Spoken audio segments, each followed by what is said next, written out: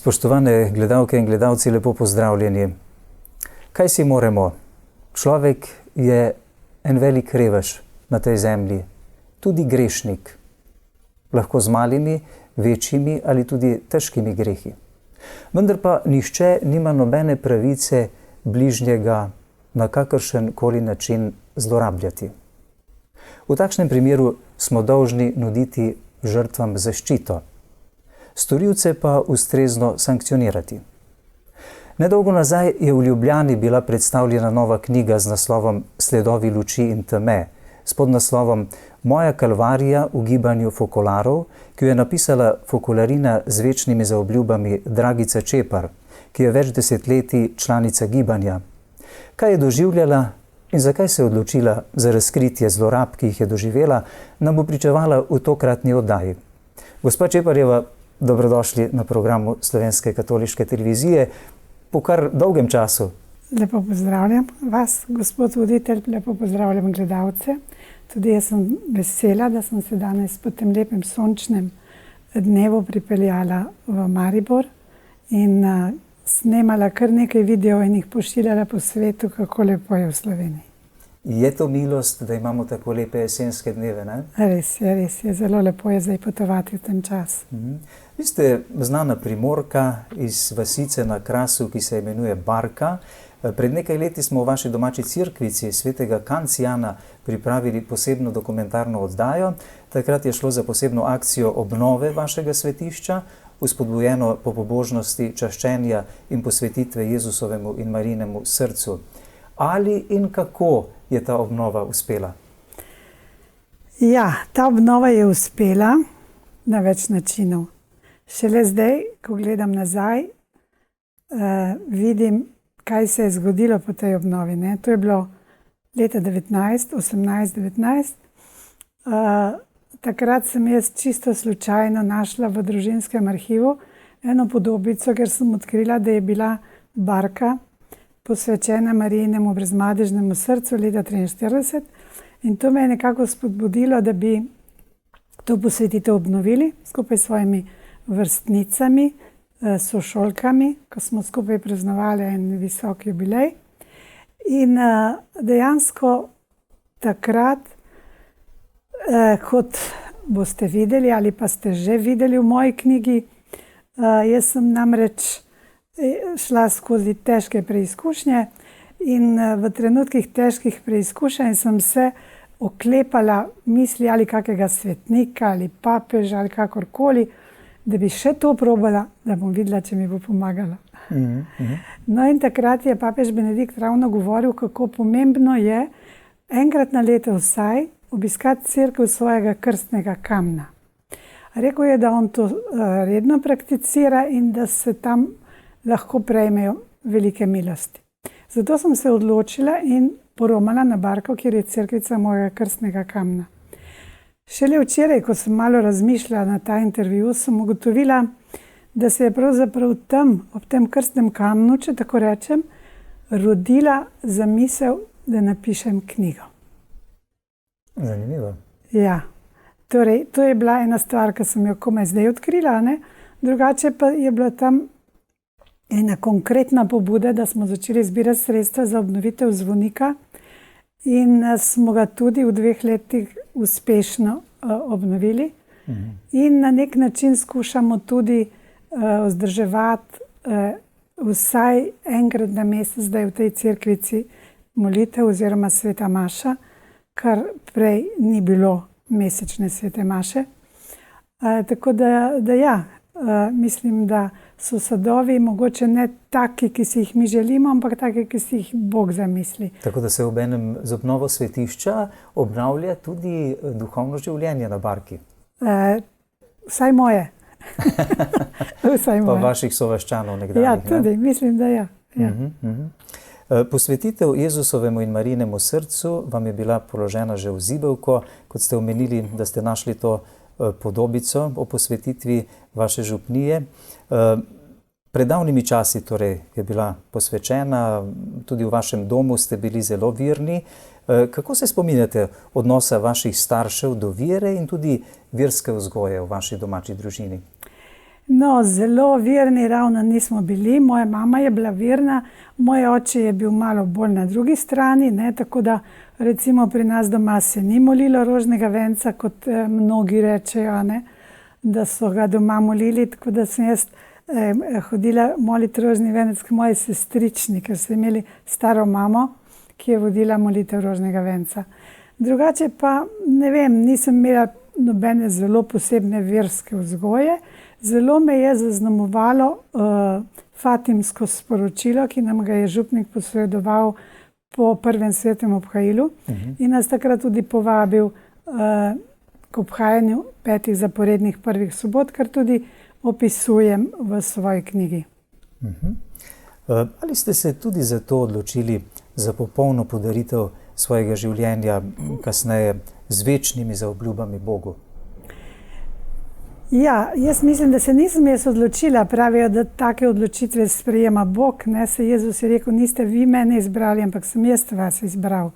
Tako da ne vem, ne bi znala odgovoriti na to vprašanje, če sem se za to odločila. Jaz sem začutila klic, da se posvetim Bogu.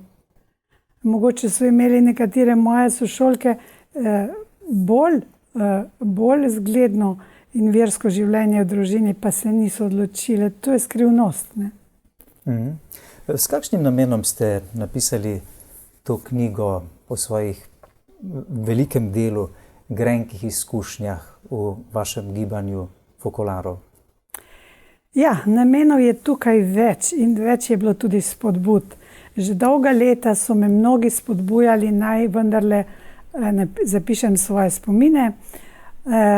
Potem pa je prišlo do tega, da se je v cerkvi začelo govoriti o zlorabah, tudi o duhovnih zlorabah, ker predno je bilo to tako nekako javno, v javnosti, da je tudi papež napisal pismo leta 19 na to temo, je bilo seveda težko govoriti o tem, ker zlorabe spolne še nekako, ampak duhovne zlorabe so še težje prepoznavne.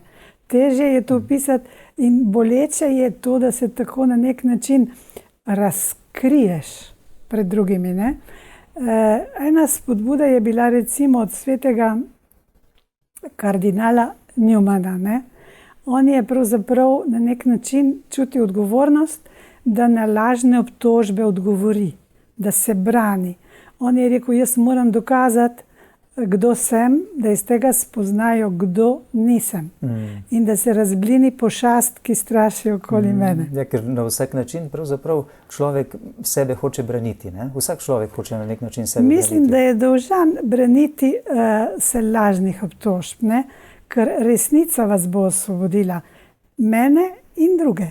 Resnica je pa ena sama. Zato smo tudi dolžni pravzaprav zmeraj prisluhniti tudi drugi strani, ne?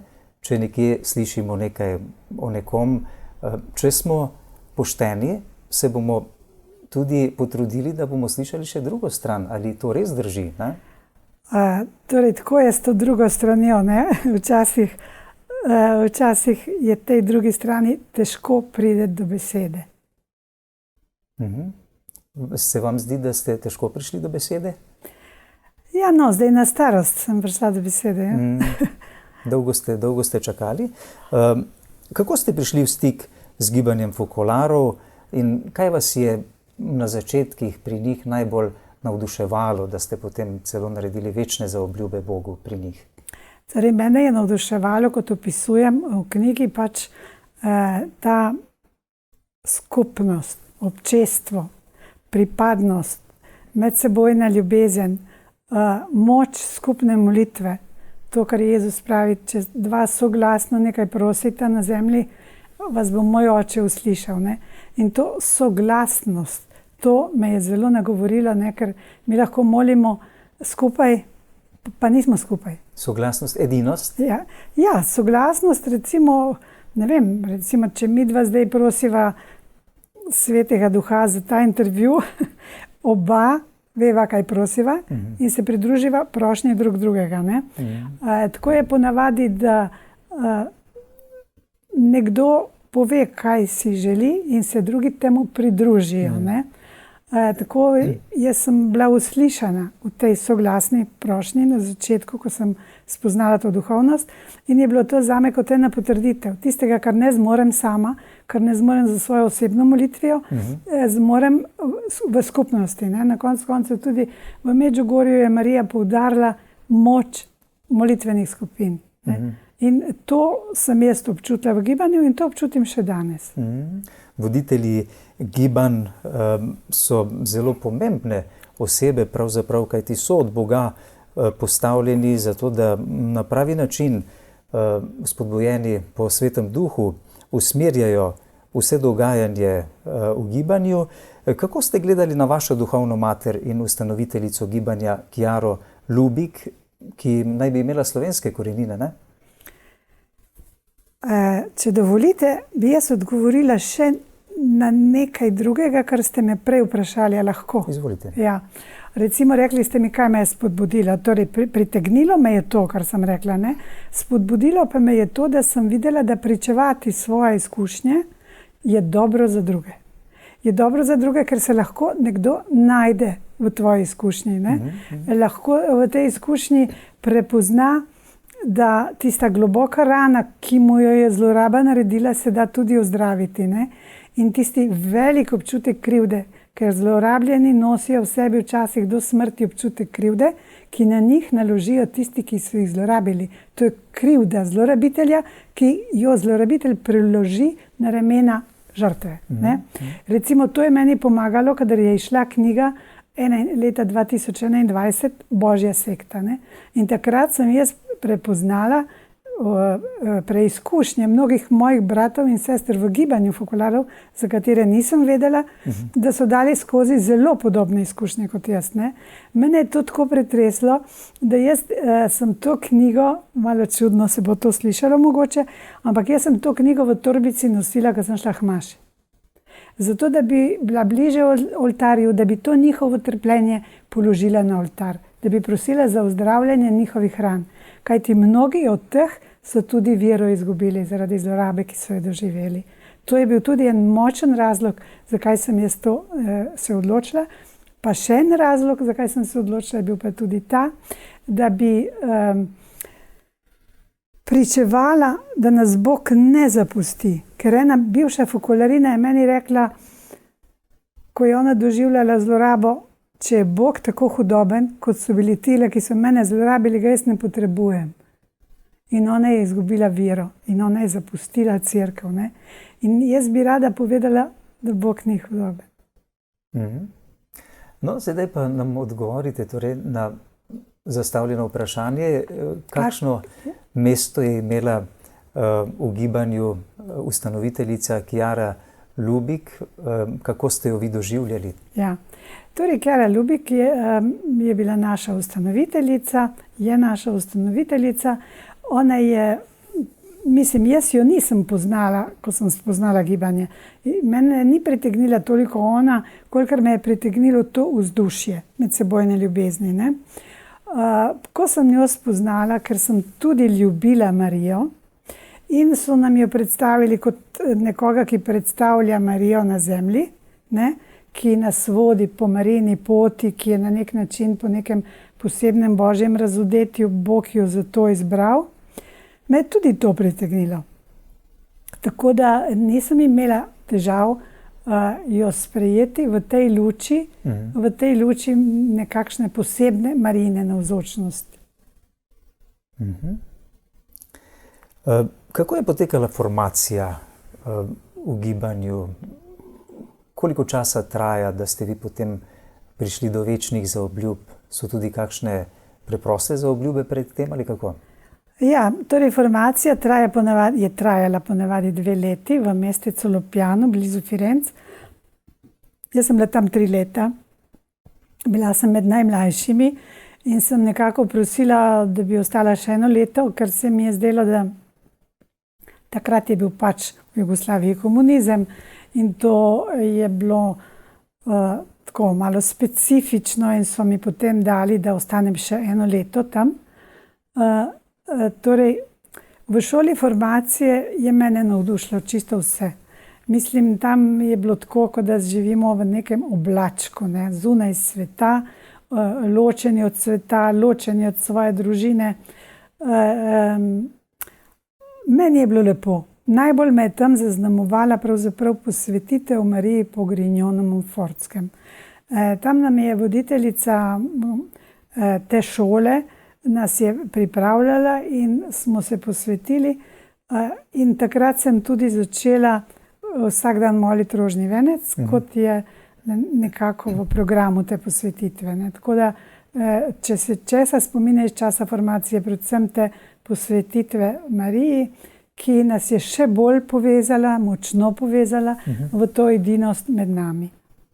Zanimivo, pred vami sem na tem sedežu gostil že veliko vaših bratov, duhovnikov, ki so tudi člani gibanja že dolga leta in vsi so zelo navdušeni nad gibanjem, pričevali so o tem, koliko jim je to pomagalo na njihovi duhovniški življenjski poti. Kako so bili resnično obogateni še in še po duhovnosti tega gibanja, ne? Gotovo tudi vi. Potem ste postali odgovorni za Fokolar v Zagrebu, pa tudi v Splitu. Kakšne so bile vaše zadolžitve? Torej, zadolžitve, meni pravzaprav nihče ni povedal, kakšne so moje zadolžitve. To smo bili takrat čisto na začetku, nekako smo poskušali čim več ljudi navdušiti za to duhovnost, čim več ljudi pridobiti za taka manjša srečanja, ker velikih srečanj nismo mogli organizirati, ker je takrat bil komunizem, a ne, verska propaganda je bila prepovedana. Tako, edino smo imeli poleti malo bolj množična srečanja v Zagrebu in tako, spoznali smo kakega duhovnika, ta duhovnik nam je predstavil kakšne mlade v njegovi župniji in smo jim pač govorili o duhovnosti, ki se je začela leta 1943 med drugo svetovno vojno. Ja. Pol pa še ena druga zadolžitev moja je bila ta, da sem recimo bolj od blizu na nek način uvajala v duhovnost tiste mlade dekleta, ki so želela nekako hoditi po naši poti, po poti posvetitva. Mi smo takrat postati članice gibanja. Gibanja, mi smo takrat govorili po Kjarini poti, ne? Ja, tako. Po Kjarini poti ste rekli? Ja.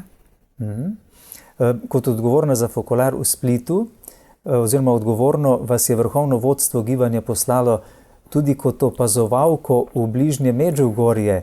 Kaj ste tam doživeli in o čem poročali? Ja, tole Medžugorje je bilo zame malo problematično, ne? Ker kot sem vam že rekla, mi smo imeli zelo močno to neko zavest, da smo mi Marijino delo, ne? Marijino delo. To Marijino delo naj bi se rodilo iz Kjare, ne? Kjara nam je bila predstavljena, kot sem že povedala, ne? Kot nekakšen lik Marije na zemlji, ne? Ki jo Bog poslal za naš čas. In zdaj, ko so začeli govoriti, da se je Marija prikazala v Medžugorju, jaz nisem vedela, kako uskladiti eno in drugo, ne? Ne? Eno in drugo Marijo. In tako da, ko so me poslali v Medžugorje, ko me Kjara poslala v Medžugorje preko te predstojnice, ki je bila v Jugoslaviji, sem šla jaz težko v Medžugorje. Tako en odpor sem čutila, odveč mi je bilo, ne? No, ko smo pa prišli na Tromejo, tam nas je ustavila policija, to je bilo prvo leto, vzeli so nam avto, ključe od avta in so rekli, da so nas vse preiskali, zaslišali in so rekli, da lahko nadaljujemo pot peš. Ne? No, v tistem trenutku je mene tako nek notranji pretres sem doživela kot en nežen opomin v moji vesti, bodi majhna, bodi ponižna, kdo si ti, da presojaš, ali je prav, da Bog pošilja svojo materne zemljo ali ne. Ne? Tako da sem se nekako omehčala po tem srečanju s policijo. Ja, policija mi je pomagala. Kaj ste potem poročali vašim predstojnikom? Poročala sem, kar sem doživela. Torej, verjetno nisem poročala tega o policiji in o tem mojem notranjem pretresu, ker to človek s časoma predela, ne? Poročala pa sem to, kar smo tam doživeli, namreč Srečali smo se z eno od Vitkin, kaj je ona povedala. Takrat je bilo vse zelo preprosto in jaz sem imela občutek, da ti otroci so iskreni, ne? Mislim, ne bi mogla misliti, da so se karkoli izmislili od tistega, kar so nam povedali. Ne? Kaj pa je gibanje pričakovalo od vas, o čem da jim poročate? No, kaj je gibanje pričakovalo, jaz tako težko rečem. Oni so se zelo veselili, recimo potrditev Kjarinega poslanstva, potrditev odličnosti Marijinega dela. In v resnici je to tudi prišlo iz Medžugorja, zaradi tega, ker tudi Vitkinja sama je bila na začetku zelo navdušena za našo duhovnost. Pridobivali smo tudi druge mlade v Medžugorju za duhovnost, prihajali so tudi na srečanja v Split. Tako da ne vem, zanimalo jih je, kaj so pričakovali, težko rečem.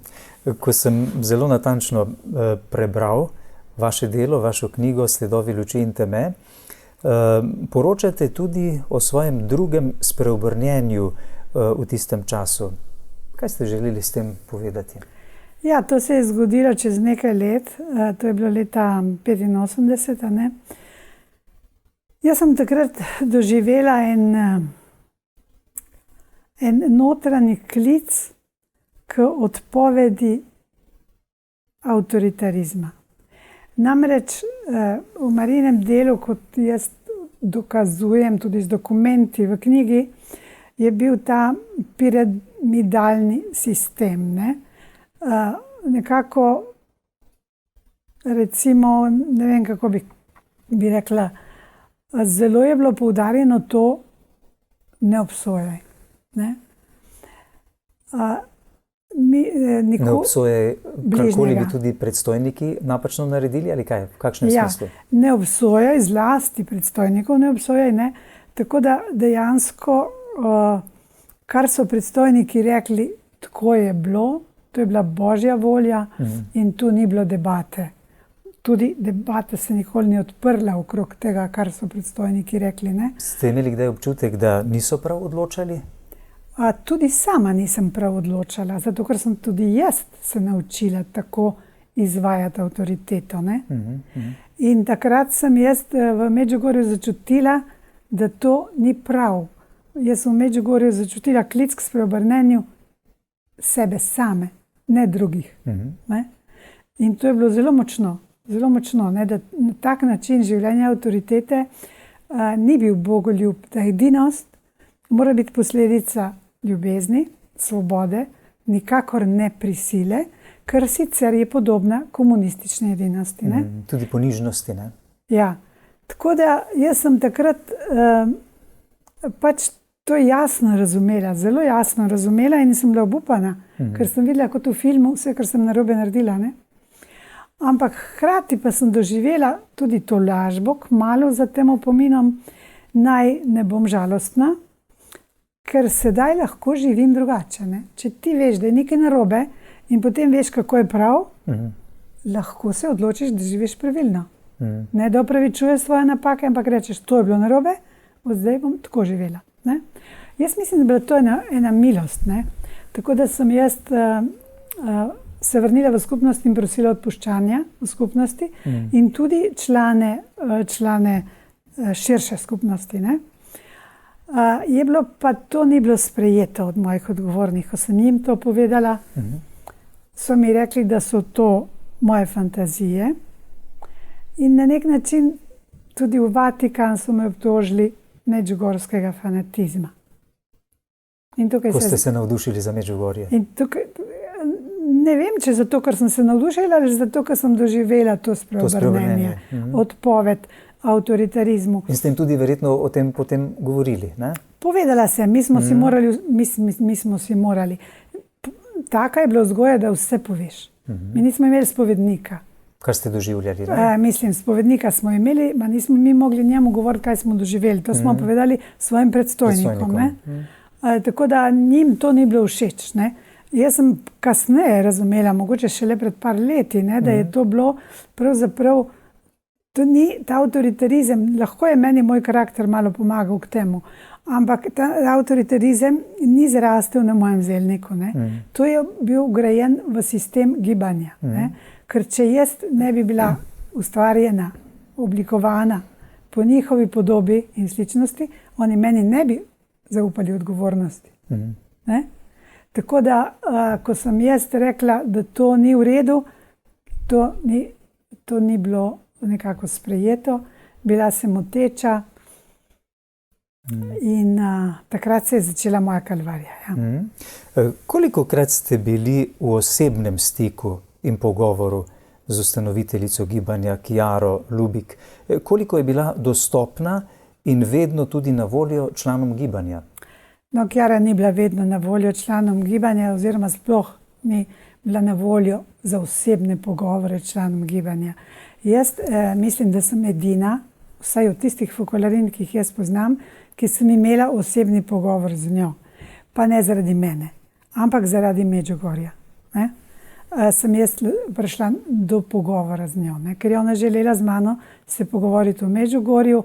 Njej je o Medžugorju veliko pripovedoval tudi pokojni nadškof Frane Franič, ki je tudi z njim imela osebni pogovor enkrat, mislim, da prav leta 1985. In ki je bil zelo naklonjen Medžugorju. In je bil zelo naklonjen Medžugorju, ja. In potem je želela govoriti še z mano in jaz sem pač njej to povedala, kar sem doživela. In sem mislila, da bo vesela, ker jaz sem resnično mislila, da bo vesela. Pa ni bila. Drugi dan so me izključili iz Jugoslavije.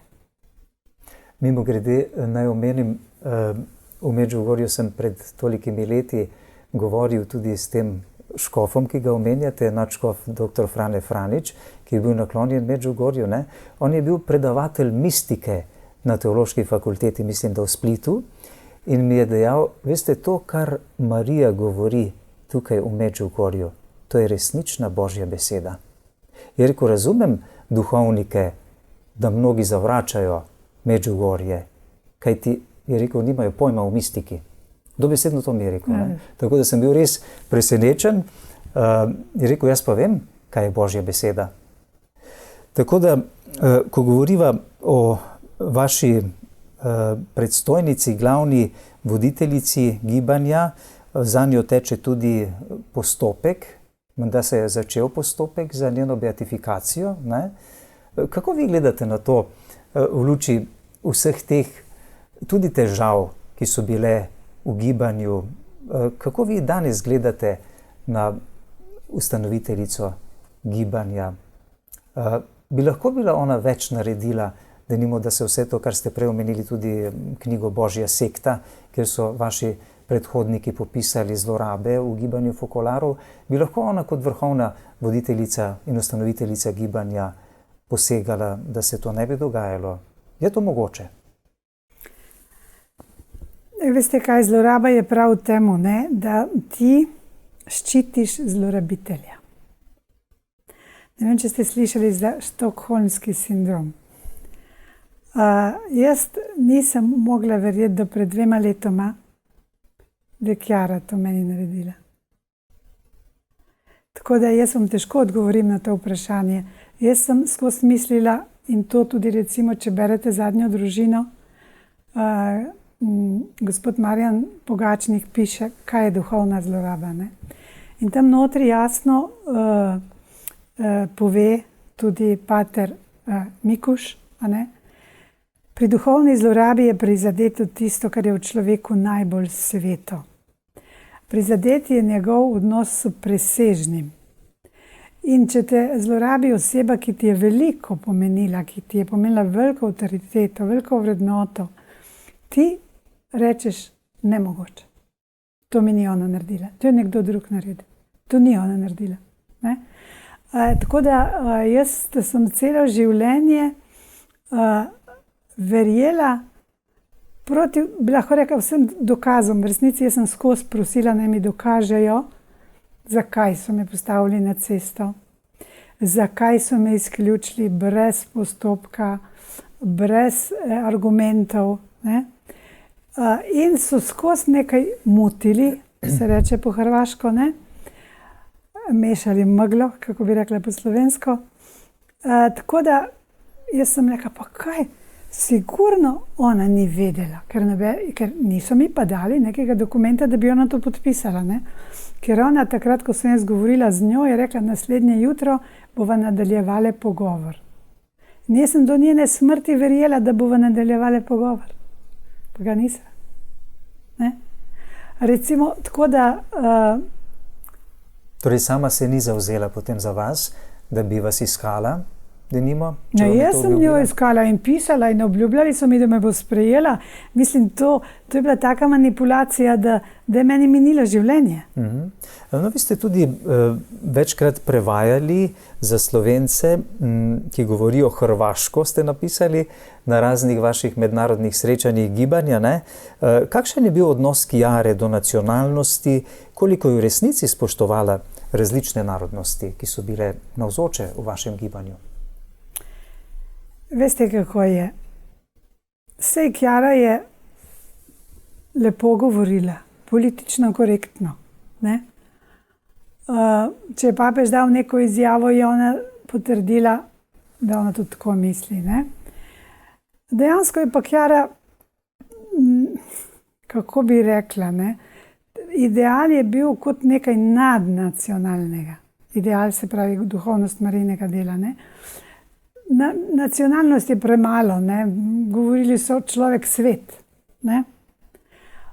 Tako da... Ali so pri tem zanemarjali nacionalnosti? Ja, seveda so, ne? Recimo, kot sem opisala v knjigi, ob slovenski samostojnosti so bile velike težave, ne?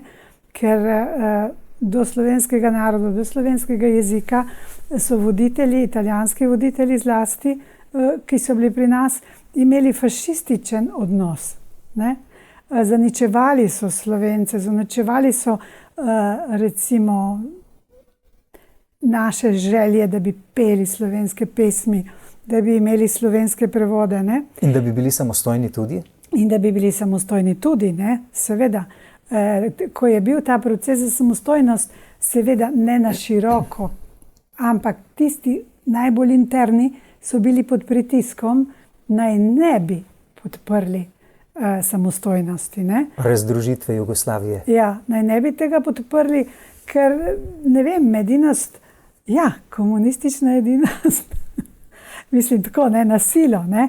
Mislim, zdaj, Chiara nas je učila narediti se eno z vsakim človekom, z vsakim narodom. Če se ti narediš eno, postaneš eno, se poistovetiš s slovenskim narodom, potem se poistovetiš tudi z našo zgodovino, s tem, kar smo mi preživeli, s tem, kar smo mi pretrpeli. Z našo identiteto. Ne, z našo identiteto. Ampak to je bilo bolj na papirju, ne? V resnici in v praksi jaz sem pač doživela, kar sem doživela, zato, ker sem povedala, da je v Sloveniji več jezikov in več narodov. Pišete o smrtni obsodbi v Częstochowi na Poljskem. Kaj se vam je tam zgodilo? Torej, tam, to je bilo točno par mesecev po agresiji na Slovenijo. To je bilo 91. leta, ne? 14. avgusta, agresija na Slovenijo je bila konec junija in razglasitev samostojnosti tudi, ne? No in takrat je odgovorni za gibanje mladine na Poljskem, takrat je papež organiziral srečanje vzhodne in zahodne Evrope, mladine, ker je padel Berlinski zid, ne? In takrat je bilo možno se dobiti vsi skupaj, ne? In na Poljskem, v Częstochowi, in ta Fokolarin, argentinski, je bil po narodnosti, on je mene vprašal, je rekel, jaz nič ne razumem, mediji govorijo o vojni, da je v Jugoslaviji več narodov, mi smo bili vedno obveščeni, da je tam samo en narod in en jezik, in da mi ti povej, kaj je zdaj, ne? In jaz sem mu pač povedala, ne? Da je več jezikov in več narodov, ne? In sem mu tudi povedala imena teh jezikov in teh narodov. In on je v uvodu, ko je mlade pozdravljal, ko so prihajali na prizorišče, uporabil in jih je tako pozdravil, ne? In zaradi tega sem jaz po njegovem pozdravnem govoru dobila 2 klofuti. Od koga? Od odgovorne za Jugoslavijo. In čez par ur so mi povedali, da sem izključena iz tajništva. Nikoli mi niso povedali, zakaj. Ampak meni je bilo jasno, da je bil to njen vpliv, ne. Dobili ste pa klofute. Dobila sem 2 klofuti. V prvi pauzi po tem govoru. Ker niste upoštevali njene želje ali kako? Ona je meni rekla takole, ko mi je dala ti 2 klofuti. Torej, sedaj si ti, ki obveščaš center, kako je stanje v Jugoslaviji, ker meni ne verjamejo. Dobesedno tako mi je rekla in nikoli nisem teh besed pozabila. Torej, tudi ona ni bila naklonjena tej razdelitvi Jugoslavije? Ona, zlasti ona je bila nosilka te proti slovenske politike. Kaj pomeni, da ste postali brezdomka? Ja, veste, kako je brezdomka, to ima več pomenov. Brezdomec si lahko tudi zato, ker tvoja duša nima več doma. Ne? Mi smo opisovali to naše gibanje, fokolar kot nebesa na zemlji. Ne? Torej, ti si bil doma v nebesih, tako rekoč, ne? To te je vedno čakal Jezus med nami, medsebojna ljubezen. Ne? In zdaj naenkrat te ta Jezus med nami vrže ven. In ti ne pove, zakaj. Ne? In to je hujše kot tisto, da bi spala na cerkvenih vratih. Ne? Je hujše, ta bolečina je bila hujša, ne? Ker ti ne veš, kdo si, zakaj. Mene je Bog poklical sem in kam zdaj? Ne? Nekako si predstavljam, da se tako zdaj počutijo sestre Lojolke. Ne? One so dale življenje Bogu in kaj zdaj? Čigave so? Ne? To je nekaj strašnega. Veliko hujšega kot to, da ne moreš več biti v tisti sobi, ker si bil, ne moreš več spati na tisti posteli, ker si spal, druge nimaš. To je najhujše, ne? Brez doma v duhovnem smislu, oseba, ki je živela v neki skupnosti in ki je ni zapustila po lastni volji, ne? Ampak je bila izvržena. Bili ste napoteni v Slovenijo in ta premik ste poimenovali Moj goli otok. Zakaj? Ja, gledajte, na Golem otoku, kolikor sem jaz brala te zgodbe, so bili ljudje odstranjeni iz svojih družin, iz svoje domovine, iz svoje službe, iz svojega običajnega življenja. Ali so bili tam v samicah, ali so bili na prisilnem delu, jaz dobro ne spomnim tega, ampak v glavnem to je bil kraj osamitve, izolacije in velikega trpljenja. Ne? In zato sem poimenovala Goli otok, ker sem se vrnila v svojo domovino, ampak nisem imela nikogar. Recimo, jaz sem poznala v Sloveniji samo člane gibanja. Ne? In tile so se obrnili stran, ko so me srečali. Ne? In to je bilo zame zelo boleče. Zelo boleče. Ker te ljudje sem jaz imela rada in jih imam še vedno rada in še zdaj me boli. To so nenazadnje vaše sestre, bratje? Ko se obračajo stran. Še zdaj me to boli. Več let, mislim, da od leta 1994 do 2005, vas preprosto niso več šteli za svojo, za fokolarino. Kako je to mogoče, ko pa ste pri njih dali večne zaobljube Bogu? Ja, tistemu, ki imajo moč, je vse mogoče. Tako je bilo. Kako mora človek vzdržati ravno to, kar ste rekli prej, da si brezdomec ravno v tem duhovnem smislu, da tvoja duša več nima pravega doma, ne? Ker si na svojem domu ti dal zaobljube Bogu, ne? Sedaj si pa izvržen iz tega doma. To je to? Ja, gledajte, to je največja preizkušnja zlorab, ne? Zato, ker zlorabitelj reče, to Bog hoče. To Bog hoče, to je Božja volja. Ne? In zdaj, če je Božja volja, kot je rekla tista moja prijateljica, bivša fokolarina, ne? Če je Bog tako hudoben, jaz ga ne rabim. Jaz nisem verjela, da je to Božja volja. Je to zloraba Božjega imena? To je zloraba, pa vendar mi smo imeli ta vzorec v sebi. Kar ti predstojnik reče, to je to. In če te predstojnik ne potrdi, ti nisi potrjen od Boga. Če te je podzavestno je to, ne? Če te je predstojnik zavrgel, če te je Kjara zavrgla. Hvala Bogu, jaz do pred 2 letoma nisem verjela, da me je Kjara zavrgla, drugače mislim, da ne bi niti preživela, ker sem se oklepala tega upanja, da bo ona rešila ali na zemlji ali iz večnosti, ne? Ta problem.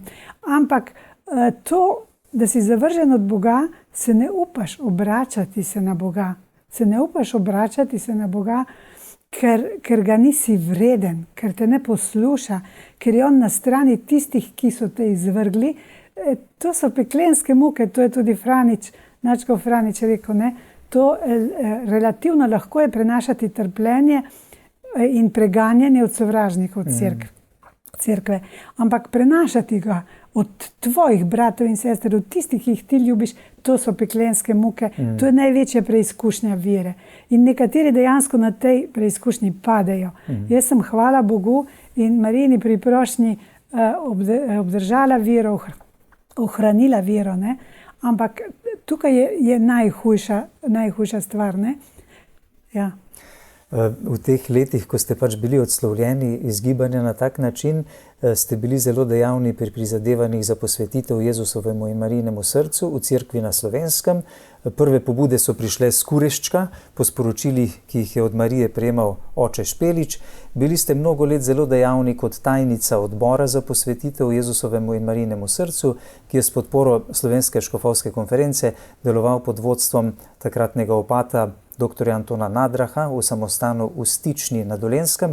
Kakšno delo ste opravili, koliko ste bili skupaj z drugimi člani odbora uspešni v prizadevanjih za posvetitev tako posameznikov, družin, župnij v Slovenski cerkvi? Kako je danes? No, gledajte, jaz bi rada tukaj povedala eno stvar. To združenje se je pravzaprav začelo iz baze. Takrat, po osamosvojitvi Slovenije, je bila v slovenskem narodu, zlasti v slovenskih vernikih, rečem zlasti v slovenskih vernikih, ker sem bila v stiku z njimi, ne, prisotna je ena velika hvaležnost Mariji, ne, in Bogu, da smo doživeli samostojnost. In da je tudi vojna kratko trajala, čeprav obžalujemo vse žrtve, ki so padle za to vojno. Ne? Tudi jaz sem med njimi. Ampak hočem reči to. In takrat smo rekli, moramo nekako izraziti to hvaležnost Mariji. Ne? Kako bomo izrazili? Tako da uresničujemo njena sporočila. Ne? Ona je v Fatimi rekla, naj se širi češčenje njenega brezmadežnega srca. In ta hvaležnost nas je gnala, da nekaj naredimo. In potem so se z nami povezali, ali pa smo se mi z njimi, še duhovniki in smo peljali naprej, pa medžugorski romarji, pa kureščki romarji, vsi tisti, ki častijo Marijo. In smo rekli, ja, hočemo biti hvaležni Mariji. Ne? In iz tega se je potem rodila pobuda, ki smo jo potem poslali na Slovensko škofovsko konferenco in tudi Janezu Pavlu II. Smo pisali, mislim, da ste bili celo enkrat vi z nami v Medžugorju, ko nam je tudi odgovoril. Ne? In ja, to je bilo res ena taka velikanska gorečnost. Velikanska gorečnost, ki je trajala kar 20 let. Mislim, jaz sem bila 20 let pač tajnica tega združenja. Ne? Mi smo to delali resnično iz čiste gorečnosti, ljubezni do Marije. Ki je vnela potem tudi tako številne druge po Sloveniji, po slovenskih župnijah. Ne? Zlasti je bil vrhunec, ko je bila stoletnica Fatime, ko so vse župnije skoraj sprejele Marijo Romarico, se pripravile na ta sprijem z obhajanjem 5 prvih sobot. In to je bilo dejansko, mislim, da je bilo nekaj tako čistega. Mi nismo imeli nobenih drugih ciljev, razen tega, da izpolnimo, kar je Marija rekla. In zato smo se tudi hoteli imenovati slovenski fatimski pastirčki. Ne? V resnici je bilo to izjemno milostno obdobje, ko je prišla Marija Romarica, fatimska Marija v Slovenijo, pa romala po župnijah. Ne? Ja. Nekaj izjemnega je bilo. Nekaj izjemnega smo, ko je bila slovo na Ptujski gori, je bilo ganljivo. Ne? Jaz se spomnim, da kad je meni eden od slovenskih škofov rekel, ja, celo Slovenijo je Marija povezala. Ne? Jaz sem si mislila, da je povezana Slovenija, ampak očitno škofije med sabo niso tako povezane bile kot takrat. Tu vas je Gospod hotel uporabiti oziroma iz tega slabega, kar se vam je zgodilo, nekaj velikega narediti tudi za naš narod, po tem, da vas je postavil na to mesto, da ste nekako koordinirali tudi v tem odboru vse to, kako naj stvari tečejo glede posvetitve. Sedaj bi vas poprašal, namreč dobili smo tudi uradni odziv gibanja Focolaro v Sloveniji po izidu vaše knjige. Focolaro v Sloveniji zastopata gospod Silvester Gabršček in gospa Marjeta Bobnar. Pišejo, da sicer drži vsebina vaših zapisov v knjigi, da ste resnično vse to doživljali, o čemer pišete, vendar pa vam očitajo, da niste korektno navedli tudi konkretne pomoči, ki vam jo je gibanje več let nudilo. Denimo, gibanje Focolaro, dobesedno so napisali, je Dragici Čepar vrsto let nudilo različne rešitve, da bi omogočilo bolj mirno življenje, med katerimi je na primer mesečni dohodek, ki ga še vedno prejema, nakup stanovanja na njeno ime in prispevek k nakupu avtomobila. Kaj odgovarjate na te očitke? Zdaj mi prihaja ena misel, ki mi do zdaj še ni prišla, ne? Tudi ljudje, ki so v zaporu in prinesejo hrano, da ne umrejo od lakote, ne? Kar se pa tiče materialnih pomoči, jaz sem odgovorila na njihovo izjavo v izjavi v družini, ne? Da to ne drži, da so mi z ljubezni ostali ob strani, ker meni je prav ljubezen manjkala, ne? Z njihove strani. Seveda, prvo leto so mi plačali najemnino za stanovanje in potem, to pomeni 92. leta, ne? Ker jaz sem v gibanju pustila vse svoje plače 20 let, svojo dediščino, jaz sem prišla brez nič v Ljubljano, ne? In seveda nisem šla k županu, da mi pomaga, ampak so mi prvo leto plačali oni najemnino, ne? Potem sem, ko sem prišla v Ljubljano, mi je prvi dan odgovorna rekla, finančno se moraš osamosvojiti. Da bi morali sami zase poskrbeti. Sama zase poskrbeti. In to je mene tako šokiralo, da jaz nisem imela kar nekaj let moči, da bi prosila za pomoč. Ampak verjetno je bilo še bolj boleče to, da so se vas izogibali, kot ste rekli, ne? Ja, vse. Odklonitev je zavrnitev, izločitev, ne? To je bilo tako boleče, da jaz nisem bila lačna kruha, ker mi je menil apetit, jaz sem želela umreti. So se vas vsi izogibali, tudi predstavniki, glavni voditelji gibanja v Sloveniji? Vsi. Mislim, oni so dali navodila, da se mene treba izogibati, ne? Ampak tole bi še rada povedala. In potem leta 1999 so mi plačali najemnino za 3 mesece, ker nisem mogla shajati. Torej od 92 do 99 nisem niti prosila. Ker oni so meni govorili, da je ta ukrep začasen in da se jaz moram izkazati, da mi Bog pomaga. In potem bojo oni spoznali, da sem čista.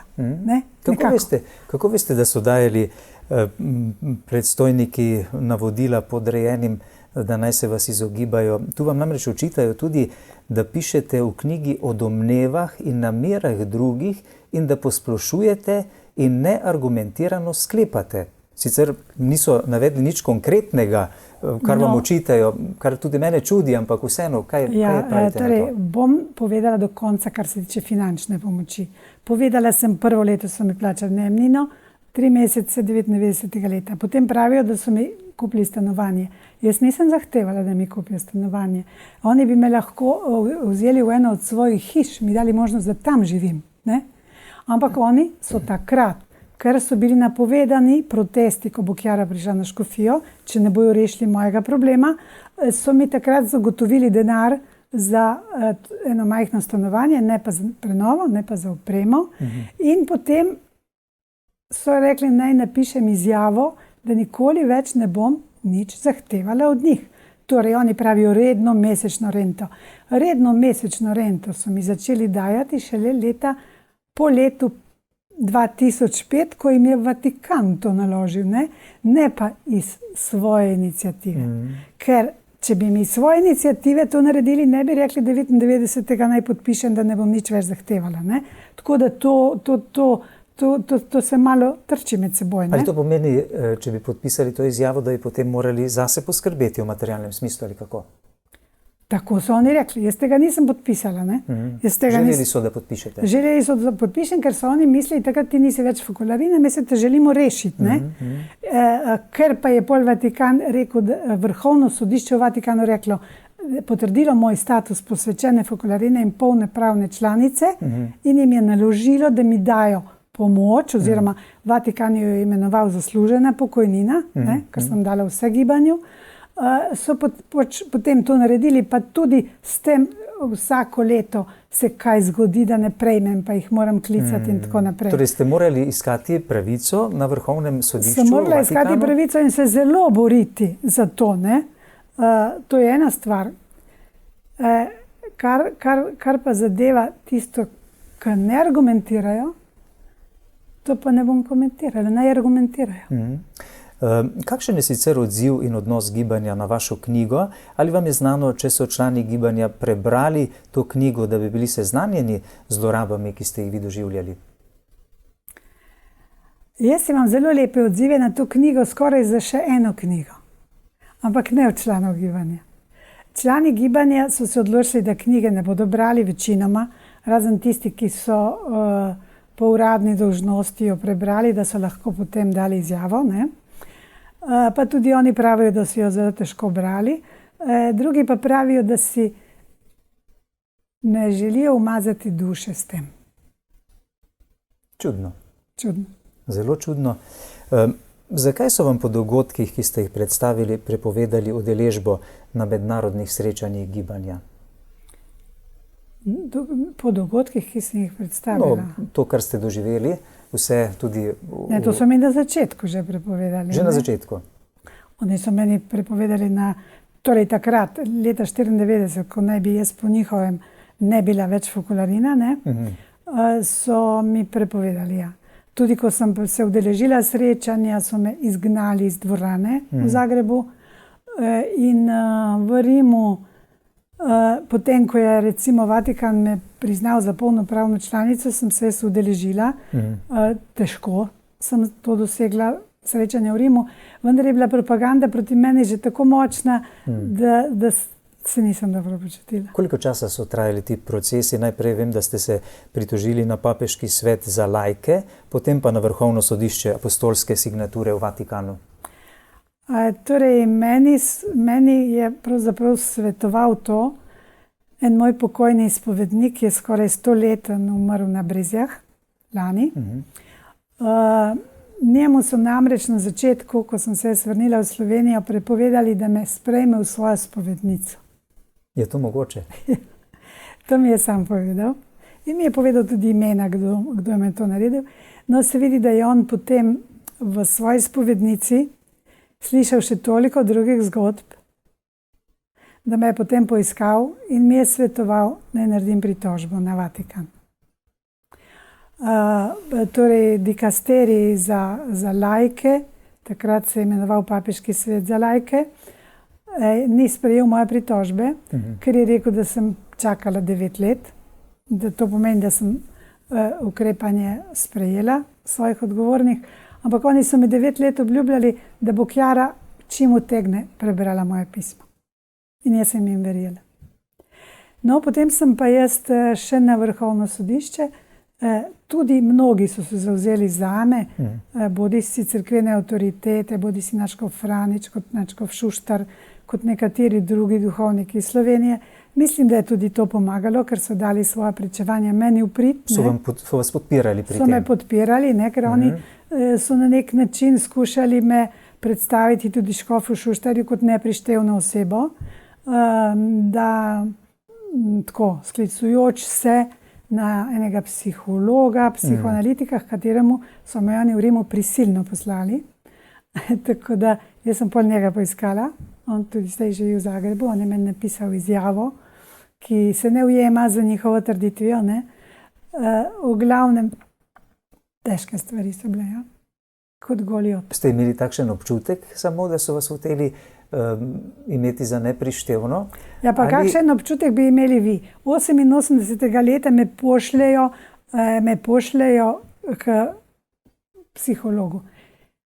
Jaz te rečem, zakaj? Oni rečejo, jaz sem rekla odgovorni v Rimu, ki me pošiljajo. Niso povedali razloga, zakaj? Ne, pa tudi ona ni hotela govoriti z mano. In ko sem jaz prišla k temu psihologu, je rekel, zakaj pa vas je vaša predstojnica poslala? Kaj njej ni všeč na vas? Nimam pojma, nikoli ni govorila z mano. Rekel, kako? ker tja so ponavadi pošiljali redovnice, ki so imeli težave s svojimi predstojniki.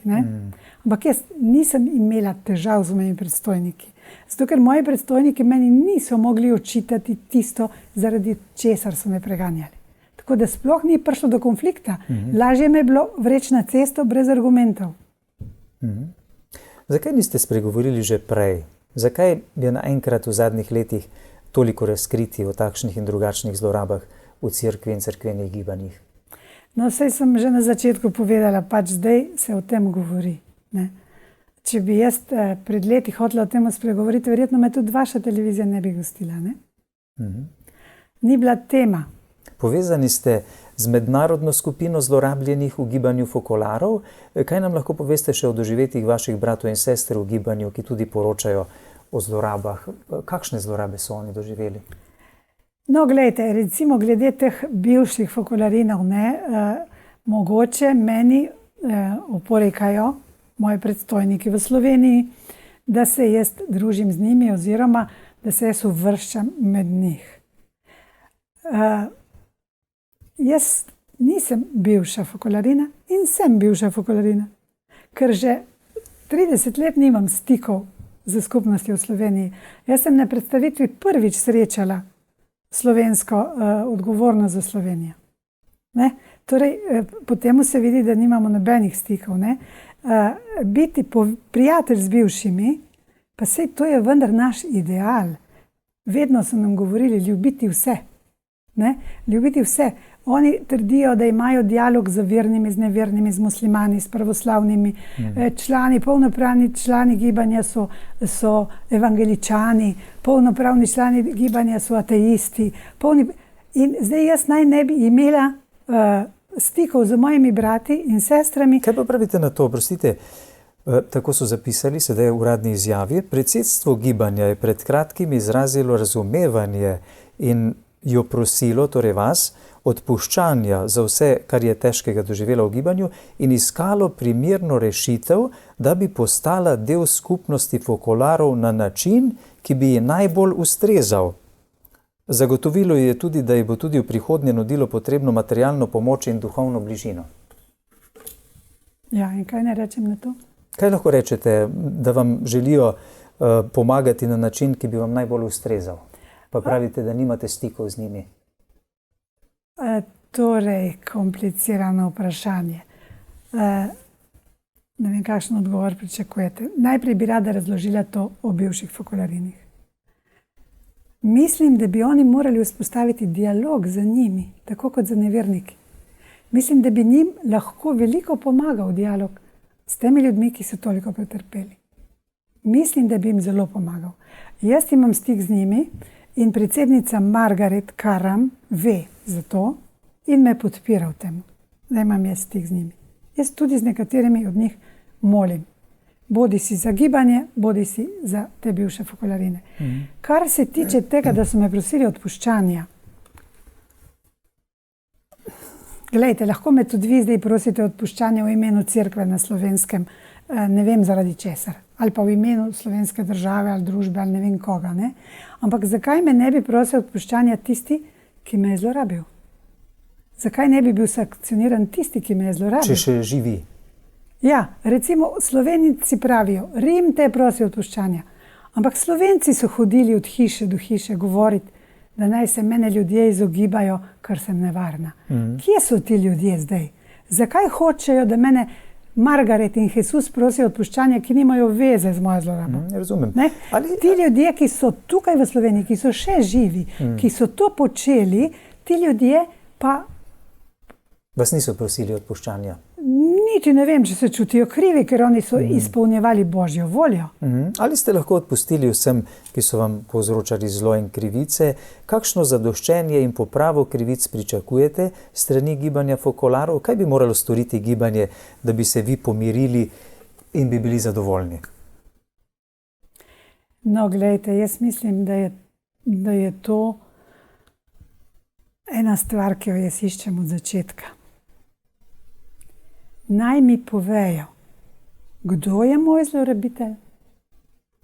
Naj mi povejo, zakaj so me postavili na cesto. Tega še danes ne vem.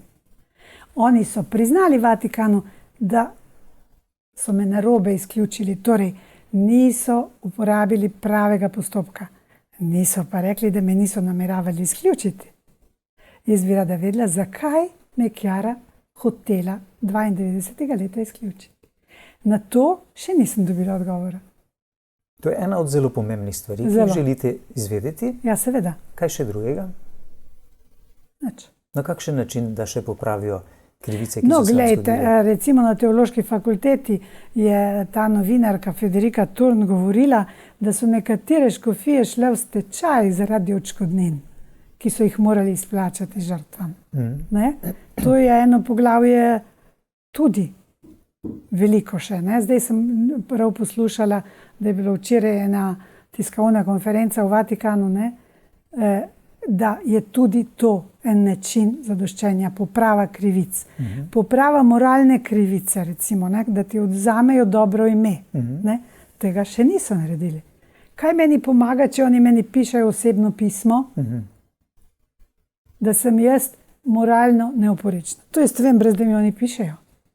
Torej želite, da se rehabilitira vaše ime Da se rehabilitira javno javno? v slovenski cerkvi, v gibanju in v Vatikanu, ker tudi v Vatikan so pisali laži o meni.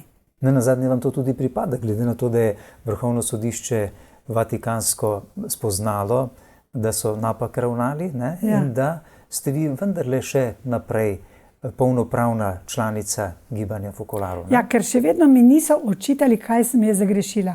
Moj greh je v tem, da se vztrajno borim za resnico in za spravo. Ampak to ni greh. To je pravica. Razumem. Za konec bi vas še vprašal o duhovnih zlorabah. Več slišimo v zadnjih letih, vse skozi se je govorilo le o spolnih, fizičnih zlorabah. Kakšne posledice vse puščajo duhovne zlorabe na ljudeh? Slišal sem, da so nekateri, ki so doživeli duhovne zlorabe, celo naredili samomor. Kaj ste vi v tem času raziskali o duhovnih zlorabah? Poleg tega, kar ste nam že omenili. Ja, seveda, ne, to je popolnoma poteptano tvoje dostojanstvo. Ne. Ti se čutiš odvečnega, najprej v tvoji skupnosti, ne, ker te zavrgla, in potem se čutiš odvečnega v družbi. Jaz nisem bila vključena v nobeno, niti cerkveno, niti družbeno tkivo, ne, potem nekoliko v združenju. Ne. Ja, tudi pater Zollner pravi, zdaj v enem od zadnjih intervjujev, ki jih je imel, da pač nekatere žrtve ne zdržijo in naredijo samomor. In jaz jih poznam, tudi v Sloveniji. Ne? To je in v Marijinem delu. To je pač hudo, hudo. Recimo ta Marjeta, ta svetnica, avstralska redovnica, ne vem, kako se izgovori njeno ime, v moji knjigi je napisano, ki je meni v tolažbo poslal Načko Franič. Ne? Takrat jo je papež Janez Pavel II. Razglasil za blaženo in potem Benedikt XVI. Za svetnico. In ona je bila izobčena iz lastnega reda, ki ga je ona ustanovila, in je bila tudi izobčena od svojega škofa. Ampak takrat niso razkrili, zakaj. On je na smrtni postelji preklical izobčenje in potem, ko je pa Benedikt jo kanoniziral, sem pa nekje prebrala, da je škof izobčil zato, ker je zatožila enega duhovnika, ki je v šoli zlorabljal otroke. Tako da razumete, da je ta tema zlorab zelo nova. No, sedaj še obvezno vprašanje, vendarle vas moramo vprašati, glede na to, kar ste sedaj povedali, kako se je na vašo knjigo odzvala Cerkev na Slovenskem. Vas je morda kateri od škofov kaj kontaktiral v tem času po izdaji knjige? Torej, jaz sem bila vesela, da je na predstavitev knjige prišlo nekaj duhovnikov. Zvečer, ko je bilo predavanje na teološki na temo zlorab in je bilo govora tudi o moji knjigi, je prišel tudi predsednik škofovske konference. Drugače pa, da bi me kdo poiskal ali bi me pisal od njih, ne. En župnik pa mi je pisal, mi je čestital in me je tudi vprašal, če so bili ti zlorabitelji moji tudi ustrezno kaznovani, oziroma če jim je bila naložena ustrezna pokora. No, tudi mi vam iskreno čestitamo zares za to delo, ki ste ga napisali. Prepričan sem, da bo ne le spoznanje in očiščenje spremembe v gibanju fokolarov, ampak v slovenski cerkvi, v slovenski družbi. Tako da, drage gledalke in gledalci, zelo vam priporočam, da poiščete to knjigo, Sledovi luči in teme.